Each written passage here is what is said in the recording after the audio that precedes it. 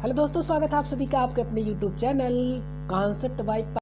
जिस दिन तुमको देखेगी नजर, जाने कैसा होगा वो सफर। हेलो दोस्तों, स्वागत है आप सभी का आपके अपने YouTube channel concept bye Panchsheel में। दोस्तों, आज मैं आपको इल्तुतमिश के बारे में कंप्लीट जानकारी दूंगा, वो भी सिर्फ 5 मिनट में। दोस्तों, इसी वीडियो को लोग एक घंटे में बनाते हैं, लेकिन नहीं, मैं आपका टाइम बर्बाद नहीं करूंगा। आपको सिर्फ और सिर्फ 5 मिनट के अंदर इल्तुतमिश के बारे में जितने भी इम्पोर्टेंट फैक्ट बनते हैं सब मैं आपके सामने डिस्कस करूंगा। तो इल्तुतमिश कौन था? गुलाम वंश का शासक था।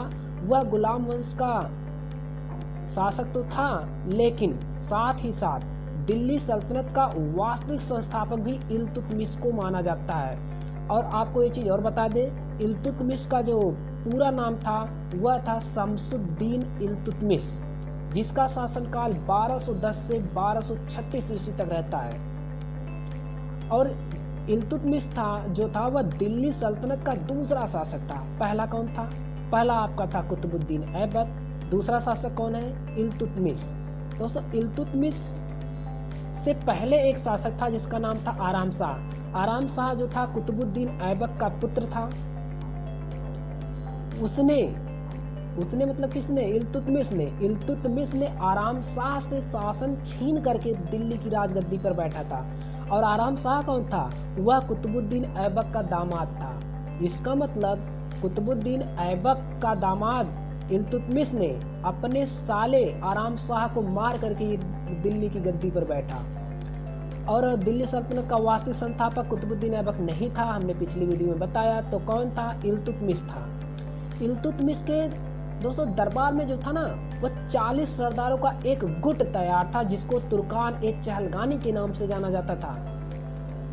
और तुर्कान-ए-चहलगानी को ही चरगान के नाम से भी जाना जाता था। आपसे पूछा जाएगा कि तुर्कान-ए-चहलगानी में कितने सरदार थे? तो 40 सरदार थे। किसके द्वारा बनाया गया था? तो इल्तुतमिश के द्वारा बनाया गया था। अच्छा, इल्तुतमिश ने एक प्रणाली को शुरू किया जिसका नाम था एकता प्रणाली। एकता प्रणाली को शुरू करने वाला शासक कौन? इल्तुतमिश। अच्छा, इल्तुतमिश को और भी कुछ कहा जाता है, सुल्तान-ए-आजम के नाम से जाना जाता है इल्तुतमिश को। जी हाँ दोस्तों, अगर पूछा जाएगा कि सुल्तान-ए-आजम किसको कहा जाता है, तो सुल्तान-ए-आजम इल्तुतमिश को कहा जाता था। इल्तुतमिश का मकबरा की बात करते हैं तो इसका मकबरा दिल्ली में स्थित है। आपसे पूछा जाएगा कि दूसरे गुलाम वंश के शासक का मकबरा कहाँ पे स्थित है, तो आप लोग बताएंगे दूसरा गुलाम वंश का शासक इल्तुतमिश था, जिसका मकबरा दिल्ली में स्थित है। और इल्तुतमिश अपने अंतिम समय में रुकबुद्दीन को दिल्ली सल्तनत का शासक नियुक्त करके चला गया, मतलब उसको नियुक्त किया था। लेकिन जो रुकबुद्दीन था ना, अरे वही रुकबुद्दीन बहुत ही अयोग्य शासक था। वह दिल्ली सल्तनत का जो राजभार था वो संभाल नहीं पाया। तो अगर पूछा जाए कि इल्तुतमिश ने अपने अंतिम समय में दिल्ली सल्तनत का शासन किसके हाथों में सौंपा, वह था रुकबुद्दीन। और इल्तुतमिश ने जो एक मकबरा भी बनवाया था जिसका नाम है सुल्तानगढ़ी का मकबरा। आपसे पूछा जाएगा कि सुल्तानगढ़ी का मकबरा किसने बनवाया, तो सुल्तानगढ़ी का मकबरा इल्तुतमिश के द्वारा बनवाया गया था। और इल्तुतमिश ने कई सिक्के जारी किए थे, उसमें चांदी और तांबे के भी सिक्के थे। इन सिक्कों को जीतल और टंका भी कहा जाता था। ये जो चांदी और तांबे के सिक्के जो बनाए थे इल्तुतमिश ने, उसको टंका और जीतल भी कहा जाता था।